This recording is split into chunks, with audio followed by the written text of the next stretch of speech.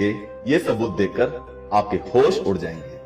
जय श्री राम मित्रों, रामायण में यह लिखा हुआ है कि माता सीता ने हनुमान जी को कलयुग के अंत तक अमर रहने का वरदान दिया था और यह भी वरदान दिया था कि एक ही समय पर अनेकों जगह पर हनुमान जी उपस्थित रह सकते हैं। ऐसा माना जाता है कि धरती पर जहां भी राम नाम का सुमिरन किया जाता है वहां वीर बजरंगी पहुंच जाते हैं।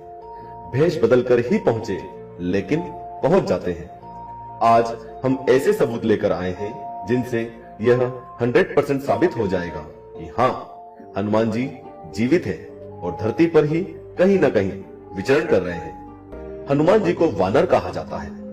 सबसे पहले आप यह जान लें कि वानर का मतलब बंदर नहीं होता। वानर का अर्थ होता है वन में विचरण करने वाला, यानी कि जो जंगलों में रहता है। वैज्ञानिकों ने भी ऐसी प्रजातियों के बारे में रिसर्च की है जिनकी शारीरिक बनावट बिल्कुल हनुमान जी जैसी या रामायण में दर्शाए गए वानरों के जैसी थी। वैज्ञानिकों के मुताबिक इस प्रजाति के लोग दक्षिण भारत में और श्रीलंका के जंगलों में रहते थे। अब यह प्रजाति विलुप्त हो चुकी है। वानर कुल के लोगों के पास सुपर पावर्स होती थी और इनका शरीर एक पहलवान के समान होता था और हनुमान जी का जन्म इसी वानर कुल में हुआ था। हाँ, यह मान सकते हैं कि वानर कुल के लोगों की फेस की बनावट बंदर के समान होती थी, लेकिन वे बंदर नहीं थे। इसलिए अगर कोई अगली बार हनुमान जी को बंदर कहे, भले ही मजाक में या उसे पता ना हो, तो आप उसे ये वीडियो जरूर भेज देना। और मेरे हिसाब से तो आपको अपने सभी दोस्तों और रिश्तेदारों को यह वीडियो व्हाट्सएप पर भेज ही देना चाहिए, जिससे उनकी गलतफहमी भी खत्म हो जाए। अब बात करते हैं हनुमान जी के चिरंजीवी होने के सबूतों के बारे में। बहुत ध्यान से सुनिएगा। श्री राम का जन्म हुआ त्रेता युग में। रामायण इसी युग में घटित हुई थी। हनुमान जी का जन्म भी इसी युग में वानर कुल में हुआ था।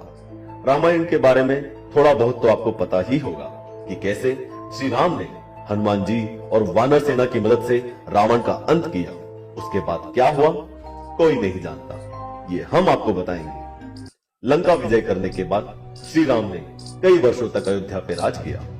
हनुमान जी की राम भक्ति देखकर सीता मां ने उन्हें अमरता का वरदान दे दिया। धीरे धीरे त्रेता युग की समाप्ति हो गई और भगवान विष्णु के अवतार श्री राम जी अपने वैकुंठ लोक वापस लौट गए, यानी कि श्री राम ने अपना शरीर त्याग दिया।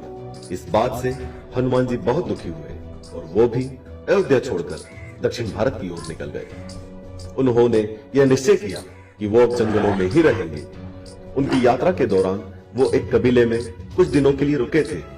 उस कबीले के लोगों ने हनुमान जी की बहुत सेवा की। उनकी सेवा भक्ति से प्रसन्न होकर हनुमान जी ने उन्हें आत्मज्ञान दिया